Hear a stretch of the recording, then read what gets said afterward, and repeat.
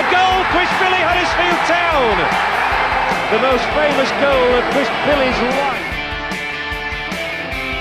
Is this the moment for Lee Fowler? It is. Take your place in Division 2, Huddersfield Town. Ruby and Steve Simonson's boots now. He's missed. Steve Simonson clears the frame of the goal and collapses in a heap of tears. Huddersfield Town are promoted. Mustafa Schindler has a chance to write his name in Huddersfield Town legend. And he takes that chance!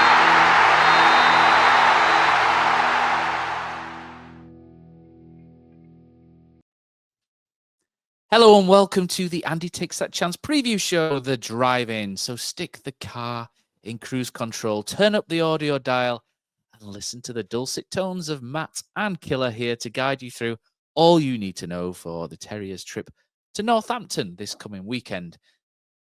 In a month where head of performance Russ Bearbury has been given the boot, can Town sock it to the men from down the M1, or will Town buckle and continue their recent uninspiring form, or will everything be peachy at the Cobblers? Enough punnilingus for now, Killer, my good man, and it's time to look at our rivals for Saturday. And Killer, what do you know about Northampton Town? Very little. I just want to make a quick comment before we even get into it, though, Matt. We've scared Cozzy off tonight. He was here for one drive-in at the end of the last podcast, the main pod. He came in just to say hello, to have a look at the tactics board, and it just messed with his head, and he's not turned up tonight. Some of us turn up all the time, don't we, Matt? But sometimes some of us just not made for it, and Cozzy, you're one of them, mate. I think he got Sabuti or PTSD, to be honest, from there. But let's go on to Northampton Town. Let me educate you, my fine fellow, on Northampton Town. They were founded in 1897 by local school teachers, but did not gain entry to the Football League until 1920, after spending some time in the Midland and Southern Leagues. From there, they spent the next 38 years in the 3rd Division South. Northampton then had fun in the 60s as they kicked it all the way from the bottom to the top and back again after one lovely year in England's top flight. Almost like a Hobbit's tale of there and back again. Back in Division 4 by 1970, the Cobblers have since spent 39 seasons in the bottom tier and 16 seasons in the 3rd tier. In that time, they've won the bottom division twice in 1987 and 2016 and achieved 3 automatic promotions. What's that? And won the playoffs twice. The club moved into Sixfields Stadium in 1994, which has a capacity of 7,653. And the club's main rivals are Peterborough, who likes them, with a little needle with Cambridge and Coventry. Northampton are known as the Cobblers, not for their love of baking, Killer, but because Northampton was the centre of the UK shoemaking industry. History: Huddersfield and Northampton have met on 34 occasions.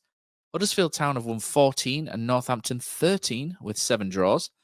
Northampton won the first 4 matches between the clubs, including the first match in 1934 in the FA Cup, which was 2-0 at Leeds Road. Town's first win was in Division 2 in 1965, 2-0 at Leeds Road, which didn't stop Northampton gaining promotion to the top flight. Town's best spell against the Cobblers was between 2001 and 2007, where we were undefeated in 8 games and winning 5 of them.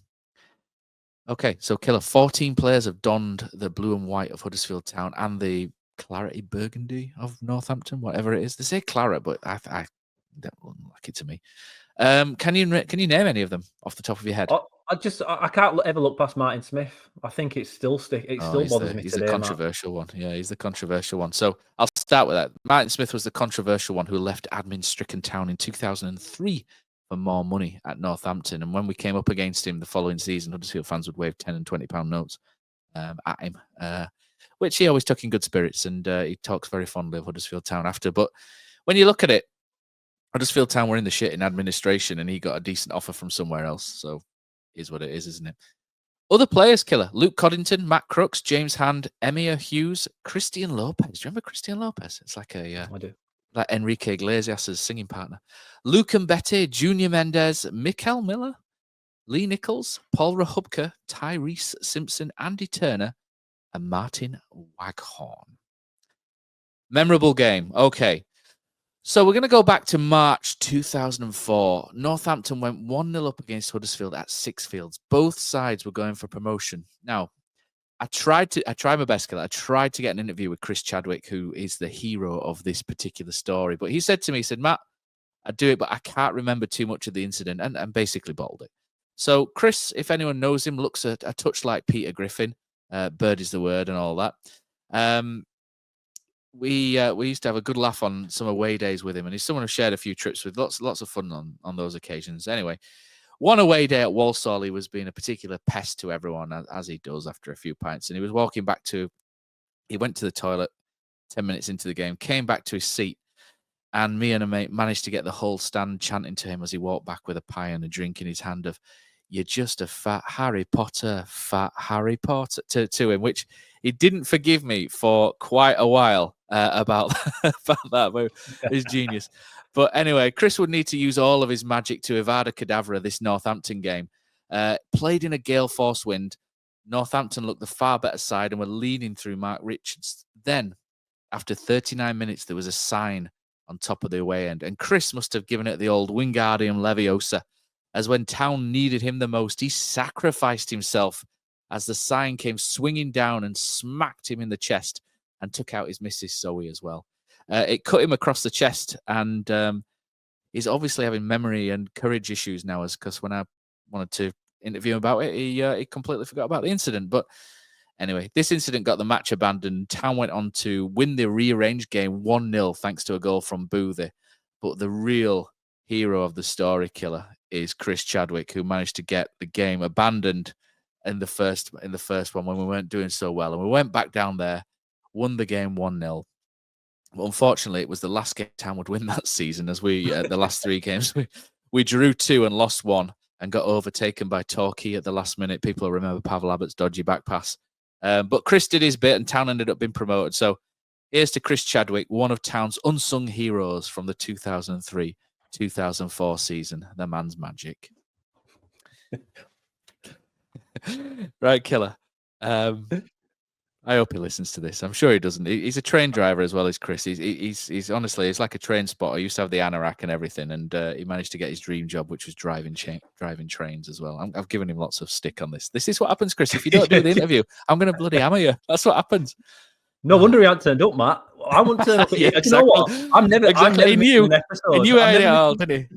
He knew I was going to play Bird is the Word with Peter Griffin dancing, and knew I was going to throw a fat Harry Potter in there, and also he just knew it would come in. But he's a good lad, is Chris. He'd take it and he'd give me it back both barrels, because he used to call me Westlife, because back in my more svelte days, Killer, I used to look like Brian McFadden, unfortunately, in my early 20s. And he was rather more successful with the women than I was. So, but anyway, so I've spoke to Danny from All Cobblers to Me, which is a podcast that does Northampton Town. What a great name, All Cobblers to Me. And I had a little chat with him, and we broached a couple of subjects, and here it is. Question 1. It's been 27 games for you since we last met. How have you been getting on since? Yeah, so 27 games ago seems like a heck of a long time now, and it does feel like a long time that has passed for both of us since that win up at your place. Everything looked completely rosy. For us, was looking pretty doom and gloom for you at that time. So I think things have switched around for both of us. For us, obviously, we've gone through a lot. John Brady's left the club. Difficult decision to make, which we'll probably come on to a little bit later. But form-wise, we've kind of been in and around the relegation battle the entire season. So not much has changed in that respect. It's just the nervousness now has started to kick in with the teams below us strengthening, and there's a few things that we still need to do in the transfer window. But form-wise, it almost fell completely off a cliff at one point. We'd lost 5-0 at home to Charlton over Christmas, and it looked like there was no way back. But no, hopefully what the new manager's brought in now is bringing some goodness back to that, and we're almost starting again and going back to real basics under Kevin Nolan. So Kevin Nolan's replaced John Brady as manager since we last met. From the outside looking in, Brady seemed like a popular figure with Northampton fans. So how was that change taken by the fan base, and how's Kevin Nolan been getting along so far? Yeah, like I say, the Brady decision was a difficult one for all parties. From what I could tell and what from the outside, it looks like that John had just sort of come to the end a little bit in his own mind. I think he was putting in so much of his own life, of his own personal life into the job. He was a workaholic. He put so much into the club and into the promotion. It took a couple of seasons to get back up, and he threw his entire being into that. And I think it just got a little bit too much for him by the end. And he could probably tell that things weren't working. It started to drift off, as it does with managers sometimes after a while. And, thankfully at the end of the day, I think it was a nicer mutual parting of the ways than it could have been if the form had just gone downhill even more. So I was glad that he went on his terms. I was glad that he made the decision and that he could leave on his terms, and hopefully now he's in a much better place with himself personally and his family life, which is the main thing. So yeah, that was that. Kevin Nolan was slightly surprised, I think, coming in, but what he's brought is a lot of positivity. He's a very positive human being. He talks very highly of the players he's got in the building already.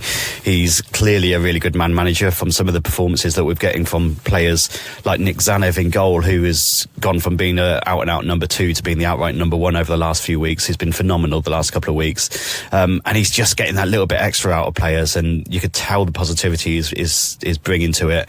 The post-match interviews are not moaning about injuries anymore. He's trying to spin everything positively, and he's coming across really well. So I'm really hoping that he can sort of continue that and we can stay up. Okay, so we're coming down to Sixfields on Saturday. So for fans, where are the best places to park and maybe spend some time around the stadium with regards to pubs or anything to keep us entertained until the big kickoff? So in terms of pubs and places to go, there's quite a lot of pubs around Sixfields area, around the complex. It's a bit hit and miss, I think, for away fans in terms of whether you get in or not, whether you're wearing colours or not, that kind of thing. So it might be a little bit on the day, see what's around. But there's quite a few little places around Sixfields, loads of places to eat as well. We've just got Nando's as well near Sixfields, so that's fun. All your usual kind of KFC, McDonald's, that kind of stuff, if you're into that kind of thing. But otherwise, I mean, I think they are mainly home pubs around there. But if you want to try one without colours, I think you'll be absolutely fine. I think there used to be TGI Fridays, which used to be away fans sort of designated pub, but I don't think that's open anymore off the top of my head. A few bits and pieces around, so hopefully you'll be all right. So 21 years ago, an old pal of mine was in the away end at Sixfields when a sign blew down and completely wiped him out. It got the game abandoned, and at the time Northampton were winning. Huddersfield won the rearranged game 1-0, and it helped turn a tricky period around as we ended up being promoted that season. Now, Chris is fine, no long-lasting issues. Not physically, anyway. Shoe on the other foot, Northampton promotion on the line. Are you throwing yourself in front of that sign? That's a great question. I remember that game very, very well indeed, because I think we were going for promotion as well. It was obviously the top of the table clash. Poor old Mark Richards. I don't think he'd scored a goal for us all season with it having been a new signing. He'd hit the post, he's hit the bar against Man United. He's done all sorts of everything apart from scoring a goal. And I think he scored to put us 1-0 up in that first game where the wind was so bad, and it ended up getting chalked off. So he never got the goal, which I think he was really, really annoyed about. But yeah, I remember that game so well. I remember the rearranged game where you just completely overpowered us, so obviously ended up helping you. If it was promotion from League One, I think I would throw myself in front of anything to get promoted, if I'm honest. So I absolutely would do that.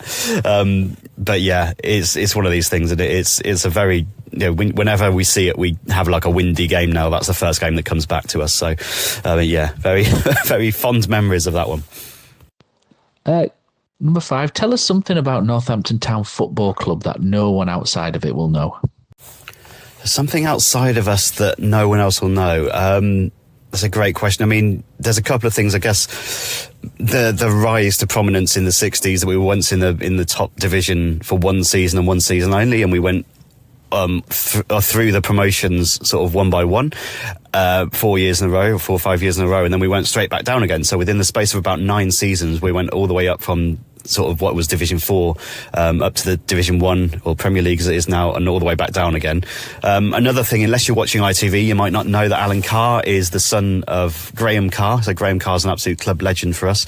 But Alan Carr, obviously the comedian, is his son. So he made an ITV comedy, I think you can call it, about his life as Graham Carr's son, and growing up around the Cobblers and around the club as someone who had absolutely no interest in football completely. So yeah, check that one out if you want to hear a bit more. And finally, mate, tell us how you'll line up this weekend and how you'll combat how we play, and the score prediction from yourself.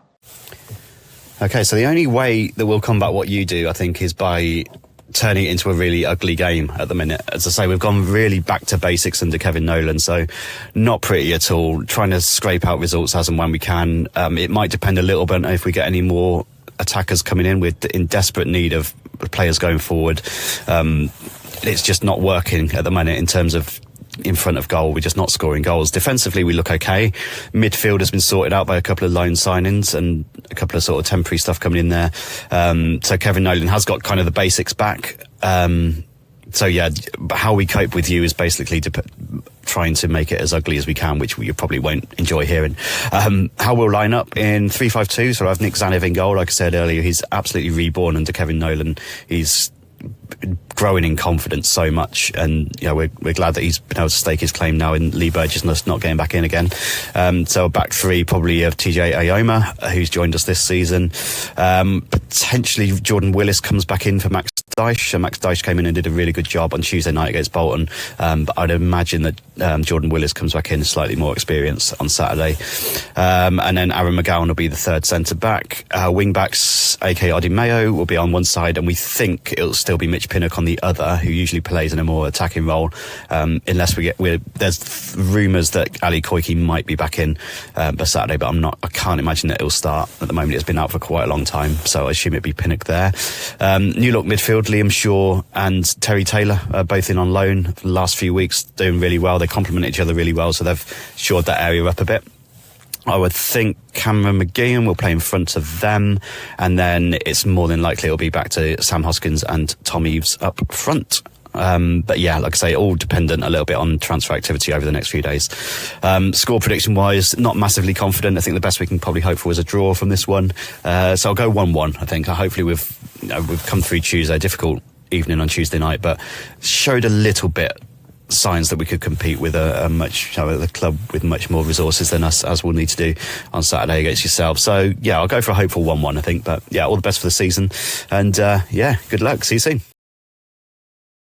There we go. And that was Danny from All Cobblers to me. Reminded me a little bit of Stephen Chicken. Do you know any sort of nice little demeanour? Do you know he's got that sort of nice, friendly demeanour with a few little side jokes in there? I like Danny. He's a good guy. Right, killer. Just from our point of view, we've heard from Danny as to how Northampton have been doing recently. But when you like to cast your eye, don't you, over what's been going on with the opposition, and what have you dug and found out? I'll tell you what, Matt, you don't get many people that come onto our preview podcast having Northampton stuffed us previously at home and taught us a bit of a lesson, and then afterwards say, oh, well, the best we can hope for this time's a draw. I kind of, do you know what? I don't know if I'd take a draw at this point with the way we've been playing recently. Maybe I would, but Northampton's season has been up, down, left and right. It's been all over the shop. However, if you look over the last 6 games, the form is exactly the same as ours. They've also taken 6 points. So the kind of where we are, yet their perspective on it is obviously that it's quite good. They're finding Kevin Nolan refreshing, as Dan's mentioned there. Yet when you actually look at the form away from how it looks on the field, and now obviously you've got to take into consideration who they've played, because I think they've drawn with Wickham in there. The points per game is actually lower with Kevin Nolan in than it was previously under Brady.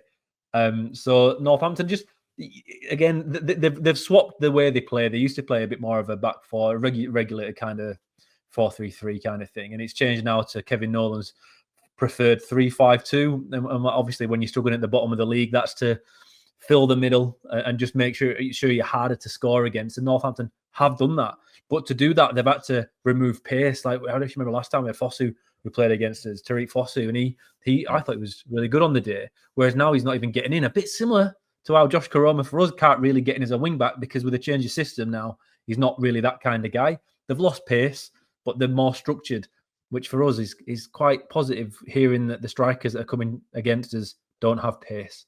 But Northampton, they're very much in a fight to stay at the bottom four, because in League One at the moment, Burton, I think, have won 3 games in a row. The teams in the bottom four are picking up points. Northampton are trying to figure out what they can do under Nolan to get going, and points per game at the moment is not quite there, even if it does look a little bit better on the field. They are very much in trouble here, and we need to take full advantage of it this weekend. That's not what we do, mate. We don't take advantage of anyone. We're gentlemen at what we are at Huddersfield Town. That's certainly what we are, and we're gentlemen of a sort of type as well, Killer. We are pretty much gentlemen of one specific thing in particular, and that is gentlemen of this. We are gentlemen of the tactics board. Here we go. Right, Killer, let's dive in. So Danny's done our job for us there, hasn't he, by telling us the Northampton team. They'll line up in that 3-5-2 shape. They've got the goalkeeper, Tsanev, in goal. Back three, McGowan and the right. The middle is Willis, and then, what you talk about, Willis? And then on the left is Ioma. Like he says, that's a new guy this season. Odimeo, the right wing back. Left wing back, Mitch Pinnock, who I think is usually more of an attacking central player, isn't he? He's been a good old League One stalwart as Mitch Pinnock. Terry Taylor in midfield. We had this discussion, didn't we, about Terry Taylor in our WhatsApp group with Neil, and we're saying, yeah, and we're like, Terry Taylor sounds like an 80s wrestler, doesn't he? Weighed in from 200 pounds from Las Vegas, Nevada. Terry Taylor, you know. And then we Googled it, and it was the Red Rooster, wasn't it, from WWF back in That was amazing. And he came in, didn't he, with his like clucking and stuff and his red spiky hair. Unbelievable. And that interview he did at the end with the cock-a-doodle-doo at the end, it was just like, oh, man. Kellogg's missed it, didn't they? They should have really gone in with the cornflakes for that guy. But anyway, enough about wrestling. Midfield, so Terry Taylor and Liam Shaw. Good solid surname there. McGeehan, he was the one that caused us a lot of problems in the home game and opened the scoring, and the running from midfield in particular caused us a lot of issues. Where they caused us a lot of issues, so the two strikers, Hoskins and Tom Eaves. We've seen Tom Eaves a lot, haven't we, at Hull City, Gillingham. Well, we've not seen him personally at Gillingham, but he's been around, tall striker, ponytail. Gattuso meme kind of player, isn't he? If you know what I mean. So where they really hurt us, Killer. So we cast our minds back to where we were in pre-season and earlier on in the season, and our weakness, and our weakness really was that we were playing that stupid midfield shape, which neither of us like, with the 1 number 6 and the 2 8s. And then we were also pushing the wing backs really high. Sorensen and Miller. Sorensen had an absolute stinker, didn't he, against Northampton this game? And then we had Tom Lees at right centre-back, which was a problem because of the lack of pace. So he would drop deeper because of his lack of pace. And then all the opposition would do would be to put a man wide and then just bomb the diagonal over Sorensen and between Sorensen, the huge gap between Sorensen and Lees. And that's what they do with Fosu, isn't it? Tarek Fosu. And he just ripped us to bits because we were so slow in picking up the second balls. They just looked up and went ping, off they go, and then they were in again, and they deservedly beat us. And it was a horrible day to watch Huddersfield Town, was that. But they're playing 3-5-2 now, which is a different shape, which means that it's more on the wing backs to get forward, and they might do that at home. But if their wing backs come forward, then that leaves space for Town to get behind. And where we are, Dion Charles has played 3 games for us now, and I don't think it's unfair to say that it's been slightly underwhelming so far. But it's a new player getting used to a new system with new teammates, etc., etc., etc. You got to cut him some slack, haven't you?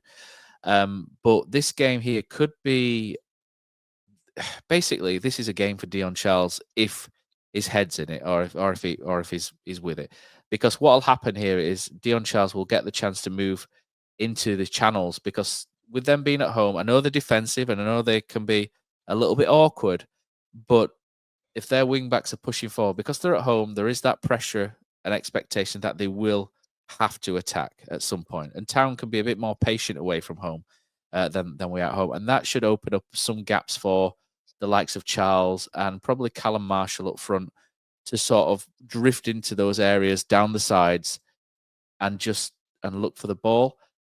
However, can they be found by Town's midfield? Now, that is the other question, isn't it? I'm not sure where Ben Wiles is at. I've not fully listened to the press conference from Michael Duff No, today. he said, just to jump in, Duff did say, Wilesy. I love using nicknames that the coaches use. It's just a Y. Wiles it's is not even fine. nicknames. It's just a Y on the end of a name every time. It's just fine by me, man. But Wiles is fit to go. He's gonna Killy don't make sense, does it? He's gonna have his foot wrapped up, and apparently he'll be absolutely fine to go. The other one was Tom Lees has broken his nose. He'll have to wear a mask if he's going to play. But they're not entirely sure. That's it. Maybe I love Phantom of the Opera. I used to be able to play Phantom of the Opera on guitar. I used to have put the flange on. It was the only flange I used to get at the time. So I used to turn that right up with some of the things with the effects, and I used to just go down the old string and just sing once again for me. It's fucking brilliant. It's awesome Phantom of the Opera. So it'll be stuck in my head all weekend. If Tom Lee scores with that, there's going to be all sorts of Phantom of the Opera puns. If you hate Phantom of the Opera, don't tune into the review show on Sunday if Tom Lees plays in it and scores. I'll be all over it. And you can guarantee the whole thing as well. It'll be just Tom Lees as Phantom of the Opera on all the. Wasn't it Sava at Fulham that used to? Was it Sava that used to wear one when he scored? I can't remember. There was a guy at Fulham. I think it was. That Mexican striker from Wolves as well. That's him. Is it? I can't remember what it's called. Morelos? Is it Morelos? Something like that.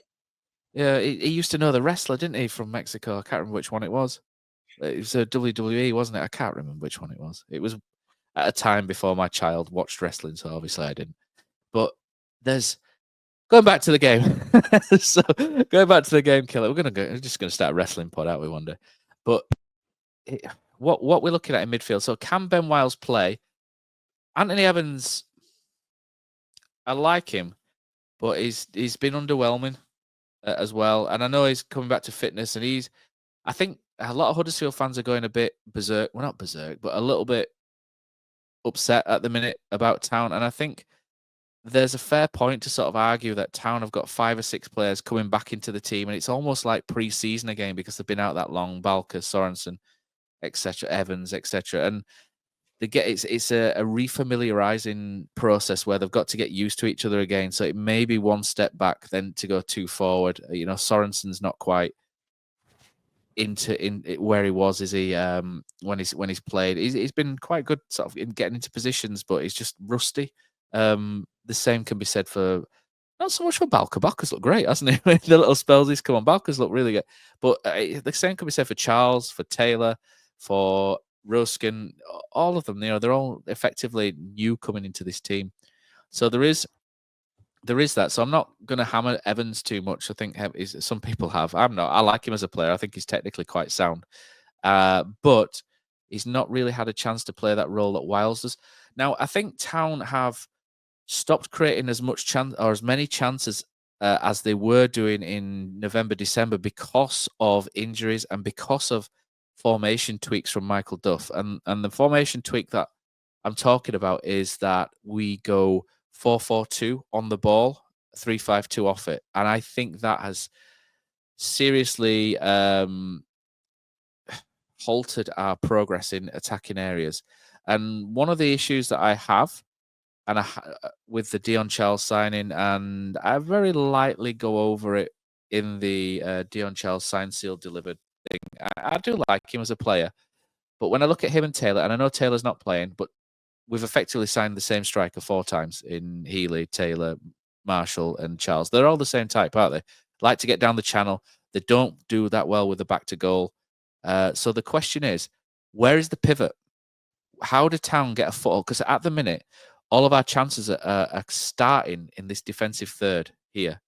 Town do not, so that's where our pivot is at the moment in midfield here with either Evans, with either Hodge, or whoever plays there. The issue really is getting the ball into this final third, making it stick to allow others to come up and support and to be able to get in these positions. And that is where Killer will say, that's why I like Danny Ward, because Danny Ward always does that. And he's right. You are right, aren't you? I was talking about you, the third person there. You're right. Danny Ward facilitated that really well. And I know Town fans don't always like Danny Ward, but he enabled Marshall brilliantly in the Cambridge game, for example. So Danny Ward did that And now we've got with these 4 strikers who are all good strikers, all exciting strikers in their own right. But it feels like they all need someone to be a pivot up there. And you look at Birmingham and the way Birmingham did it on Tuesday night, they had Lyndon Dykes. They had him as a number 10. And they've had him as a number 10. They've had Alfie May up front with Jay Stansfield coming off the left, Keshi Anderson. So they've had 3 attackers with pace. Dykes as a number 10, and then he's the pivot. They all rotate around him. I don't know who rotates around anyone in our final third, and that's what is worrying me at the minute. And a lot of it really is Town working their way up the flanks, and then, as you say, Killer, they pull the ball back to the edge for Wiles, or they try put it across. But again, there's no height in the box either. There's no aerial threat. So how are Town going to score goals now? This is the question, isn't it? How do we do that? And the difficulty is really what you need. And I'm not talking about a big lumbering target man or anything, but something needs to stick in the final third centrally. So we need to somehow get somebody into areas whereby Ben Wiles doesn't make it stick. He's very much snap. He's very much judgment, isn't like what do you call it? A thingy player, instinct player. It has to go straight away, and he's good at that. Evans doesn't. Evans is the same. So what happens is when the ball goes wide, and if we pick Turton and Spencer as the wing backs, that takes the width option away. So then all of a sudden we're creating nothing at all because Turton cannot play wing back. I'll be honest, I thought that was a complete waste of a sub against Birmingham because he came on and just provided nothing. He's a good fullback. He's not a wing back. So if we're going to continue to play 3-5-2, wing back's such a specialist position that Sorensen has to play there, or he's going to have to play Karoma to balance it on the other flank, which is how we got into that 4-4-2 shape in the first place, Killer, because Karoma was on the left. He doesn't track back naturally very well. Ollie Turton tracks back brilliantly on the other side, doesn't attack well. So it all slanted round into this sort of asymmetrical 3-5-2 hybrid 4-4-2. And that's how it's happened. But on Tuesday against Birmingham, there was more of an effort to stick into that 3-5-2 shape with Roskin. It just didn't work with all the reintegration of other players. I mean, Roskin will probably play on this left wing back. And there were elements of him were really pleasing. He looks quick. He gets forward well. It looks like he can put the ball in. Birmingham's a tough game to judge him against because they're good. So you can't really sort of sit there and say, yeah, he's the next Ben Chilwell or yeah, he's the next Jason Davidson because it's a tough game to judge. So we'll see how he goes. But I think he'll play on the left. Sorensen has to play on the right because that's your natural wing back.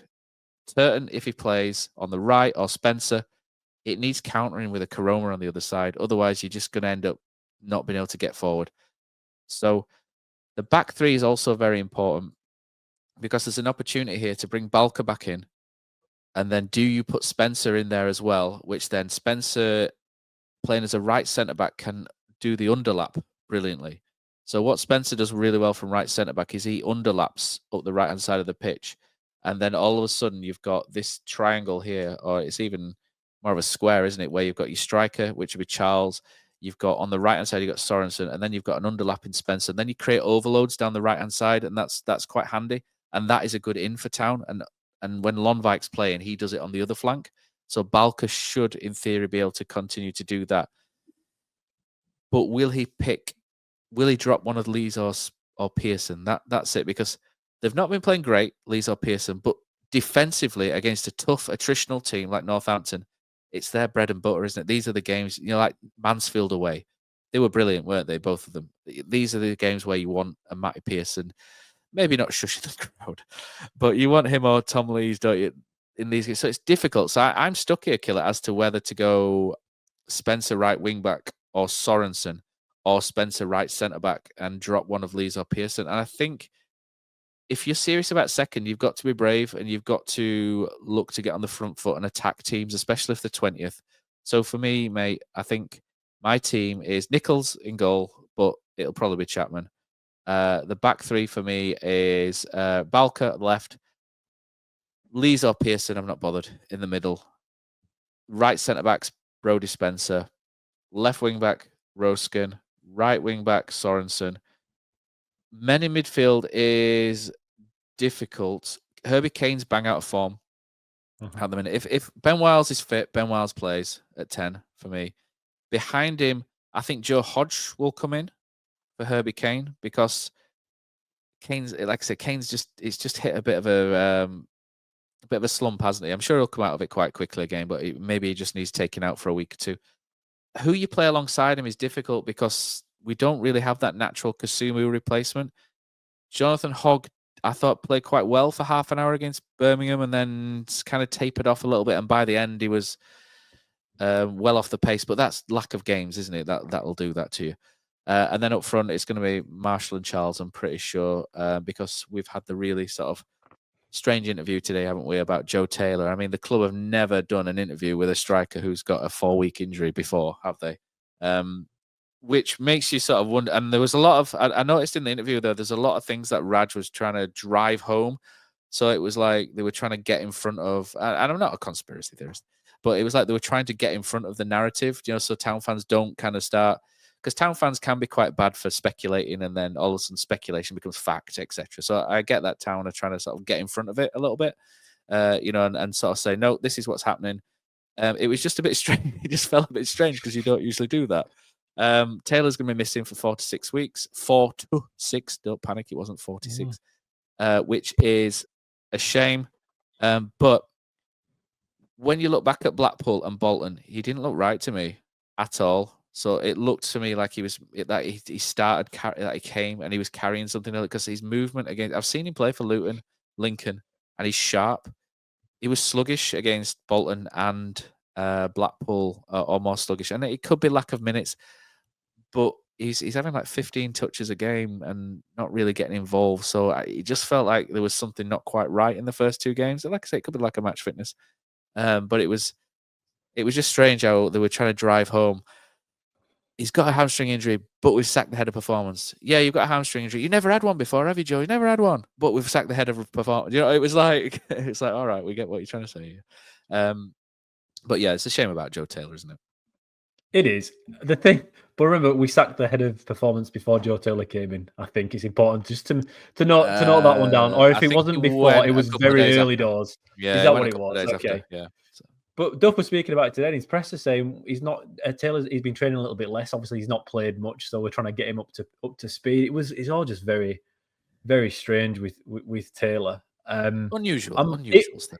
Okay, unusual, but it's actually quite pleasing in one very weird way. Like you say, Matt, the movement he had in these first couple of games for me were a bit weird. I didn't think it was. I thought it was not great at all. I was questioning how somebody could come with such an amazing CV and so many plaudits saying he's good in the press, all this kind of stuff. And then we've seen him, and to my eye, he looked like you say, very, very early doors pre-season. And of course he's going to be like that. So to stay injured, it kind of fits a little bit for me. It kind of makes a bit more sense that he was playing in that kind of reserved fashion. His finish was still fantastic the other day, though, wasn't it? We can't pretend that was not wonderful. It was great, and we know he's got it in him. And that when he's back to full fitness, it'll be a great asset. And just hopefully it's this year, and hopefully it's before the end of the season, before the crucial games that'll come up at that point. But it gives Charles another opportunity. He's misfired for me as well the last few games, like you say, Matt. He looks like he needs more time on the pitch. But like you've mentioned, Matt, you can go through every position, and everybody looks like it's the beginning of pre-season because they've had all these injuries. Yeah. It's not just learning the new system. They look like they're trying to play when they're not ready because we don't have many other options. We've got it's difficult, squad. Isn't it, mate? It's difficult. Yeah, you but start games and you're going, oh, he can only play 60, he can only play 45, he can play 60. And it must be so difficult for Michael Duff knowing that he's going to have to bring 3 or 4 players off at certain points in the game, regardless of how it's going. It's not ideal, is it? No, like I say, Sorensen, he's that guy, innit? Sorensen looks like that at the moment. Obviously, he's the only proper right wing back we have at the moment at the club who's fit, ready to play. But he doesn't look 100%. He just doesn't. Like for the goal against Birmingham the other day, I have it a little bit on Sorensen. I know we're not going to go over that game too much. No, it was. It was slow out. It was slow out. It was slow. I don't think he would have been like that a few weeks ago prior to being injured. I think he'd have been at it and closed it down, but that's what we're having to do. But the League One season is synonymous for being difficult through these months. You get so many fixtures in a row that you have to play people in these positions, and it's whether you can ride it out or not. Unfortunately for us, we came up against one of the best teams League One's ever seen in Birmingham. I thought they were fantastic. Good, weren't they? The way Davies has gotten changed in the way they play, Matt. We've spoke about the strikers are unbelievable, but they went long ball for quite a lot of that game because it caused us problems, and they can switch it up brilliantly, can't they? I mean, the goalkeeper is probably one of the best ball players in the league. I know he's not the best goalkeeper, but Ryan Alsop can't half whack a ball. Technically, he's. I mean, I thought Jacob Chapman's ball playing was good as a goalkeeper, but it's nothing compared to Ryan Alsop's. Unfortunately, we're phenomenally good with that ball out to Ethan Laird. I could have watched it against any other team all night long. Unfortunately, we were against Town and Matty Pearson, and to be fair to Ruskins on the left hand side, between him and Spencer, there was a few issues down there, Matt. To me, Bolker has to come back in. He has to. I know Northampton aren't Birmingham, but I just feel when Bolker plays, everybody lifts a little bit. And even if it is just the fans, even if it's the fans getting more supportive, I think it can help the team. Because I think we're in quite a fragile state at the moment, looking at it from the outside. It's no surprise to me that since Wilesy hasn't played and been on the pitch, it looks like we can't create anything whatsoever. He's not the intelligent player that dribbles around 4 players and passes it in. No, he's not. But he crosses it at the right time. He crosses it quick. He can sense when things are happening. So he has to start for me. Evans, Matt, I like him, and I think in time he'll become good. But he hasn't played very much because of the form of Wiles. And it looks like that when you see him on the pitch again. He's overthinking things, just being a little bit slow. And this is what Duffy's referring to all the time. There's no tempo. We need to know how to play quicker. I remember when we played Reading at the start of this season, me and Stephen Chicken at the very same time messaging each other, and we both pretty much went, he thinks he's playing like Steven Gerrard, and that's when Liverpool always used to go 1-0 down. Gerrard used to just do everything himself. Every pass would be 80 yards. Every shot would be from 35 yards. And he'd just try and do too much. And he tried to do a scissor kick from the edge of the box against Reading, and it didn't end well. And then ever since then, whenever against Birmingham, when we went 1-0 down, he kind of, and maybe it's playing for Bristol Rovers, who weren't particularly great last season. He was the standout player. Maybe he thinks he's got to be the man who pulls it all together, but it's just like he's not quite there, is he? With his execution on, well, he's not there at all on his execution on a lot of things. And he just seems like he's trying to overplay when really he just needs to set a Ben Wiles up or a Marshall up in effect, and then just continue to do what he was doing. But he does get in a flap, doesn't he?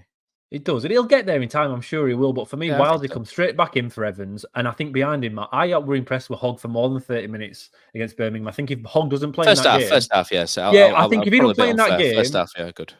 If he don't play in that game, we get battered. I honestly think Johnny Hogg in that game kept us in it just by battling. It just didn't give Birmingham that middle of the field, and that's why they resorted to those long balls, and it did work for them. And again, that's how great of a team they are. And they found a way to win. They found a way to win comfortably, regardless of the scoreline. It was comfortable for us in the stadium, wasn't it? We knew what was going to happen. So I'd have Hoggy, but I'd have Hodge with him. I think you need to get back to the two holding midfielders, Hodge and Hogg behind Wiles, and let's get back to what we were doing. Ruskins, his debut was okay. I think he looked pretty suspect at the back, but going forward, he looked all right. Bit casual at times. But I think you've got to give him a better go against a team where he's going to have to do less in defence to see what he's really about.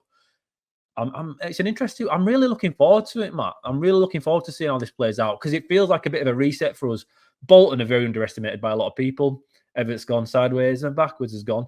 And they look like they're going to be challenging again at the top, especially after their appointment, Matt, as you mentioned before we recorded it this evening. Schumacher, yeah, that's a great appointment for Bolton, is that? Well, that's it. So we've had two games. Yeah, they were at home and they were disappointing for all of us, but they were 2 tough games, and we're going through a bit of a crisis when it comes to confidence or injuries and fitness. Right, Northampton away is a chance for us to get back on track, and I think Ruskins has got to be given that go to see how he can play. But he needs Bolker behind him, and I think we just play from there and see what happens. It's going to be a very casual pairing, that, isn't it? They're going to be like knocking like laying it to each other out there when we're 1-0 down, and they'll be like, oh. It's going to be fun, isn't it? On that side. Maybe the Dutch connection could work nicely, couldn't it, down that side? I mean, they probably don't know each other. We've probably just been Dutchist. But, you know... Well, I'll tell you what, Matt. Lonvik, Nige, we had Nige in, so I was in the Heritage Suite. I'll just drop that in now for the game against Birmingham. And we had Nigel Lonvik. Nige came in beforehand to talk about the game. And we asked him what he thought of Ruben Ruskins. He didn't know him. And I thought, oh, that's just lazy on our part, isn't it, asking such a stupid question. Yeah. So we'll ask him again. But remember, when he's back, we're going to have 3 fantastic lads down that left-hand side somehow. It's going to be... I'm looking forward to that one. I'd probably play Lonvik the right-hand side. I think he might be a bit more comfortable because he's right-footed, isn't he? So, and Balker did play left side at Almere as well, if you watch the highlights. So Lonvik maybe on the right-hand side, but then you've got 2... We talk about pivots and who people move around, and then you've got those 2 centre backs moving forward. might be slightly worrying at times when you've just got Tom Lees or Pearson just stood there at the back waving by himself. But I mean, that is potentially quite good because you've got two good players on the ball who can feed things through, and they're probably better passers than most of our midfielders put together. And that's when there's less pressure on a Jonathan Hogg then to try and force things through midfield, which he was trying to do against Birmingham. I mean, on the ball, he wasn't great, was it? Off the ball, he was pretty good, apart from when he almost broke the poor guy from Birmingham in half towards the end, which he should have been sent off for, but we were quite fortunate that he wasn't. But then again, it evened itself up, didn't it? I know people say foot things even themselves up, but it did on this occasion when Dykes broke Tom Lees' nose, so there we go. But yeah, mate, I'm with you. I think we're picking the same team, aren't we? Like I said, the only worry I have, so we'll go on to the prediction. The only worry I have is Town in the final third. I can only see them going wide in this final third. What I want to see as well is I want to see Ben Wiles back at 10, not playing on the right-hand side, then charging into number 10, because that's taken so much away from him. He stopped scoring goals since we brought this 4-4-2 on the ball in, because Ben Wiles is having to play on the right-hand side. He set Hellick's goal up nicely, didn't he, against Burton? But I don't want to see him there. I want to see him on the edge of the box having shots and just causing issues. So I want to see 3-5-2. I don't want to see 4-4-2. Quick, let's run into another position. It's like Squid Games, isn't it? Green light, red light, and all of a sudden you're like all over the place and you try not to get shot, or the shot being the diagonal ball, etc. So I'm hopeful that we'll be back into the shape that we like, that me and you like. Although 3-5-2, I mean, we prefer other shapes, don't we? But we don't want to be going into all sorts of different things in transition while we're getting countered. That's not ideal. So in terms of prediction, I think this is going to be a really shit game. So sorry to anyone that goes, because I think they'll make it turgid. I think they'll try pick us off on the break despite it being at their place. And I think they'll look like the better team for 70% of it, but we'll fluke this 2-1. That's what I'm going for. 2-1, I think it's going to be exactly the same, but I'll go with a 1-0 Town win. I don't think either team can score goals that well, and I think it'll be a late win. I think somebody... Do you know what? Josh Karoma. I think, like you say, Matt, we've adapted to play 4-4-2. We've adapted to play 4-4-2 to allow Karoma to play on that left-hand side. And now Karoma's not in that 4-4-2 and it's not worked. I think later on we'll shift to a front three and Karoma will come and score on that left-hand side. I feel like you say, Matt, both teams are awful attacking-wise. And I think it'll be a late adjustment where we've just got to go because we've lost 2 in a row. We can't afford to not win if top 2 is still what we're after. It has to be a win, and I think we might see Duff change something late on to chase a game that's been pretty tight up until that moment. Yeah, absolutely, mate, absolutely. So we'll come off the talkSPORT and we'll go on to have a quick scout around the grounds and see what's going on. So Barnsley versus Burton Albion. Burton Albion are on form. Like you say, they've won a couple of games now. They're trying to get out of that bottom 4. That's the early kickoff, Barnsley and Burton. And Barnsley pissed me off the other night when they went 1-0 up against Wickham. John Slothel with the goal, and then they lost 2-1. To be fair, they were down to 10 men. I mean, Wickham get a lot of luck, don't they, this season? They get a lot more than us. Although, to be fair, we got a slice down there when they battered us. But I think Barnsley win this. I'm a little bit worried that the chasing pack have chased us down. Barnsley being one of them. Stockport are slowly working their way in. Stevenage versus Exeter. Stevenage did a favour for us, didn't they, against Wrexham the other day. That's one where we don't really care either way. Birmingham versus Rotherham. I mean, a Birmingham win there. Rotherham kind of fancy themselves for a late push in the playoffs, so that might, if Birmingham give them a bit of a pasting, that might quell that. Blackpool Charlton's interesting because I think both teams have turned a corner. I think everyone thinks Blackpool in 16th was a false position, don't they? I think they are better than. I think they're a top half side in terms of quality. Charlton, they're turning a corner as well. Nathan Jones starting to get his greasy little fingers in there. So that's going to be an interesting game. Cambridge versus Wickham. I mean, I think Wickham will win that one, don't you? I mean, they've turned down £6 million for Kone, which means that we would have to win against Northampton. Crawley versus Wrexham. Wrexham away from home are not great. Crawley are really weird, aren't they? The better than what they look, or the... No, that's the wrong way around. they play better football than what they ought to sometimes, Crawley, than the players that they have. They're a strange outfit. I think Wrexham might win that one. Orient Stockport is the game of the day because Leyton Orient are on fire at the minute. They're up into 6th, aren't they? And Stockport are 5th. So that's a really interesting game because I think it's come to the stage now where Leyton Orient are closing in on us, and it's like someone needs to kind of nip this in the bud a little bit here. But a draw there would be fine, wouldn't it, for us? I think. And then you got Reading versus Bolton, and I'm afraid I think we've kickstarted Bolton's season for them by just playing like absolute shite last week. I'll be honest, I do. I think we've kickstarted it. They've just appointed Schumacher. I think that's a great appointment at this level. I fancy Bolton to make a late run now and make the playoffs under Schumacher, providing they don't immediately think he's a bit of a whopper. But I can't see that happening. I think they'll get themselves together. They've got some good players, Bolton, as we saw last week, and I think they'll continue and they'll win that because Reading are in disarray, having no strikers now, and Joe Taylor's agent having just signed for Wrexham for a couple of £1 million, or just in the process of signing for Wrexham. Sam Smith, that is, if anyone doesn't get the joke. Shrewsbury, Mansfield, and Wigan, Lincoln are the last ones, and I mean, Mansfield have tailed off a little bit. Shrewsbury, similar. Wigan have just sold Telos Asgard. I wanted us to sign Asgard. I wanted us to get promoted this season and sign Asgard in the summer, but Luton have pissed on my chips. Lincoln, who we seem to keep getting linked with all of the players every time. They must absolutely hate Huddersfield Town over. I think they do hate us over there, which is fine because we just keep getting linked with their players and taking them. Paddy O'Connor and Sean Ruin are the latest ones. But what games stand out to you? Mate, Orient Stockport for me is the standout, and to be honest, I wish that was a 12:30 kickoff because I'd watch that just to have a look. But Orient are on fire at the minute. Richie Wellens is doing a great job. Yeah, I was listening to Dan's Cobbler podcast earlier on today, and he said something that resonated well with me. And going through this, it does again. In that they're at that stage of the season now where they're looking down at those bottom four, and it's not just about the games that they're involved in now; it's how everyone else is doing around them.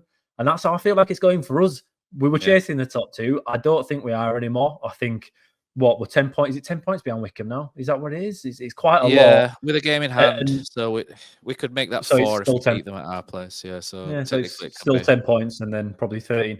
But if Kone stays, and I think the transfer window closes on the 3rd of February, Matt, is that right? Monday. It's a little bit extended because of how it falls. If Kone is there come Monday, I think second place is probably gone. They've got just something about them that they win games where they shouldn't, and it just continues to happen. And they've lost the manager. They had people they just keep winning and keep winning and keep winning. And I think it's going to be hard to chase them down. But in regards to Dan talking about people around them, now I'm looking at we're probably going to be going in the playoffs here. So I'm looking at teams now. I'm thinking, Stockport, they're doing all right, aren't they again now? I hope they drop points soon. And like you say, Orient, I won't fancy playing them at any point either. The run they're on, they look good. Charlton, Jones is getting it together. Bolton, like you say, Matt, I think Bolton are the ones I'm worrying about for third now, if you're asking me. Yeah. I think the biggest threat is in this division to getting out of it. Bolton, not Wrexham. I feel Wrexham, like you say, I'm with you. I'm not entirely so. I feel like they're a very, very good League One side, but they've not got quite enough to challenge, I think, at the next level or in those games at the end of the season where they really, really matter. I think there's a little bit of a tail off there, Matt. But there's some cracking games again. And on paper, ours looks like the one where you'd not being a Town fan, you'd look at it and you'd think, well, Orient might struggle this week against Stockport. Charlton at Blackpool, that's pretty tough. Reading's own form was really, really good up until recently. Yeah, okay, they don't score too many, but Bolton aren't going to have it their own way. And you'd be looking at Town thinking, Huddersfield at Northampton, they should do all right there. Unfortunately, as we all know, that's not the case. We have to win this weekend. We have to win this weekend because other teams will drop points because they're playing each other. And with only 20 games left to go in this season, which sounds a lot, I guess it is. But it's not when you're chasing at the top because you can't afford to drop too many points and lose games as often as we have done recently. We've got to get it together. We'll stop our tongues there, and you've heard our Winkle picks, and that's enough shoe puns for me from this week. Thanks for listening again, everyone. We've gone on way too long, and we'll be back for the main pod on Sunday night or on Monday. Depends when I can be bothered.